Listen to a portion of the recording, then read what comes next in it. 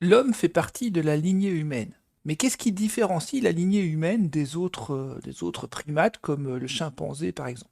Donc on va voir ici quelles sont ces caractéristiques qui font de nous des représentants de cette lignée humaine.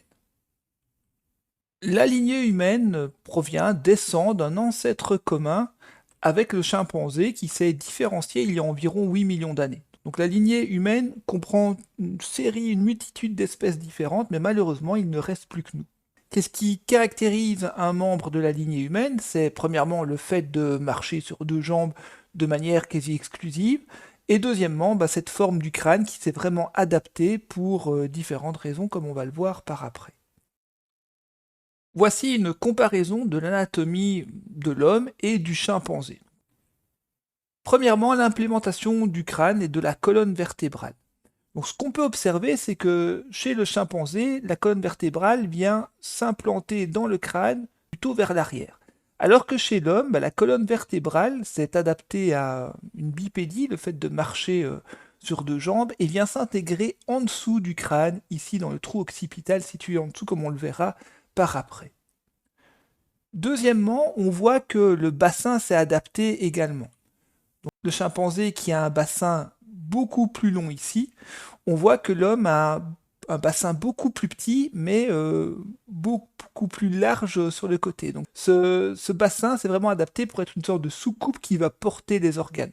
Alors qu'au niveau du chimpanzé, comme il marche sur quatre pattes, les organes ici vont plutôt être balancés ici sur la surface.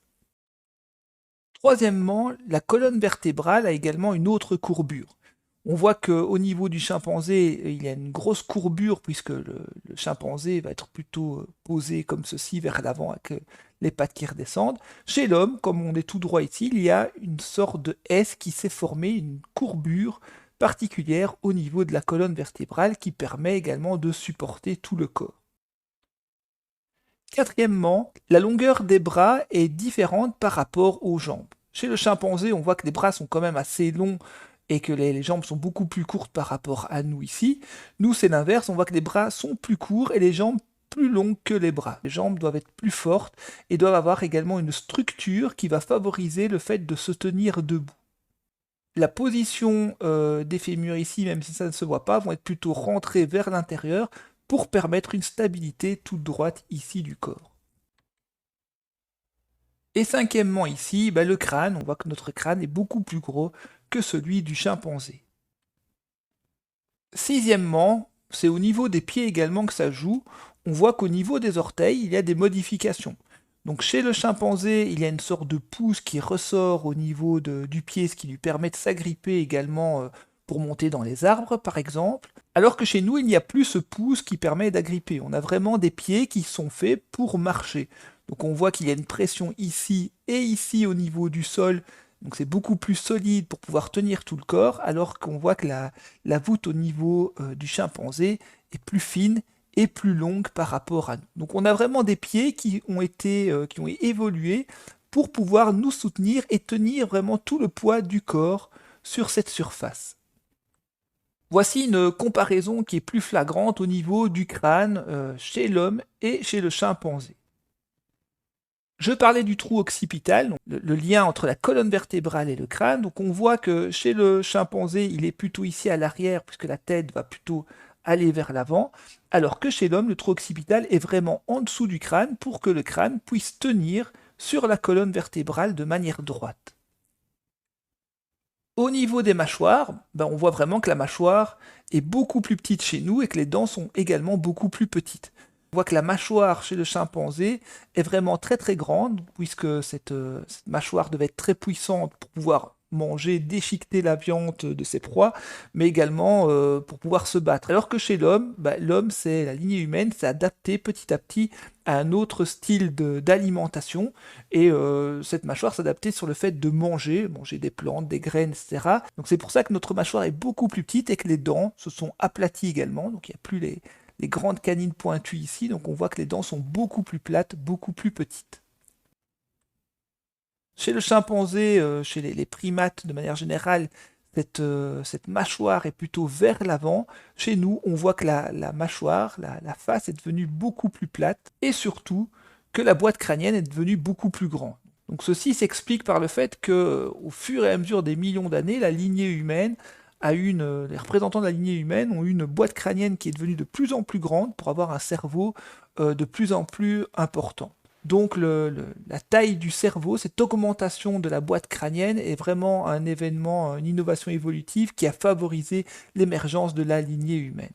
Au niveau de la modification du crâne, il faut noter également que cette modification anatomique a permis le langage chez l'homme.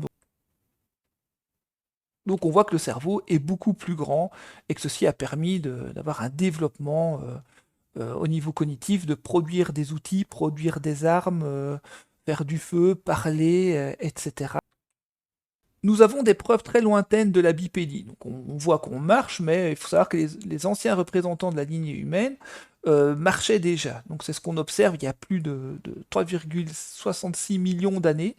En Afrique, en Tanzanie exactement, dans la zone de l'Aétolie, on voit qu'on a retrouvé des empreintes de pas. Donc on voit vraiment que il y avait un vivant qui marchait sur deux pattes, donc un représentant de la lignée humaine. C'est l'Australopithèque qui est représenté ici un modèle, donc ça ressemblait très très fort à un primate, mais avec une démarche qui était similaire à la nôtre. Alors, si on analyse les pas, on voit que plus c'est profond, plus c'est en bleu, moins c'est profond, plus c'est jaune. Donc on voit qu'il y avait vraiment une démarche d'une jambe sur l'autre ici, d'un adulte, et même d'un individu plus petit, donc probablement un enfant ici juste à ses côtés. Donc même si cet individu, cet australopithèque ressemble à un singe, ce n'est pas du tout un chimpanzé, ce n'est pas du tout un singe, c'est vraiment un représentant de la lignée humaine comme nous, qui marchait de la même façon que nous marchons aujourd'hui. Ce qu'il faut retenir, c'est que la lignée humaine se différencie des singes comme le chimpanzé par certaines caractéristiques. Premièrement, le plus important, la bipédie permanente, c'est-à-dire le fait de marcher sur des jambes tout le temps. Donc cette bipédie permanente est marquée par un bassin élargi pour porter les organes et un trou occipital centré sous le crâne qui permet de venir lier la colonne vertébrale et des membres adaptés. L'augmentation du volume cérébral, qui a permis des meilleures capacités cognitives, une réduction de la face et des dents, donc cette modification du crâne a permis également le langage, mais également de s'adapter à une alimentation plus diversifiée et moins axée sur le combat. Et plus tard, grâce à cette capacité cognitive, l'usage et fabrication d'outils, du feu, émergence d'une culture symbolique, langage articulé, l'art ou des rites, par exemple des rites qu'on retrouve au niveau funéraire. Toutes ces modifications font que ceci nous différencie des autres singes primates et sont vraiment spécifiques de la lignée humaine et des autres représentants qui ont malheureusement disparu.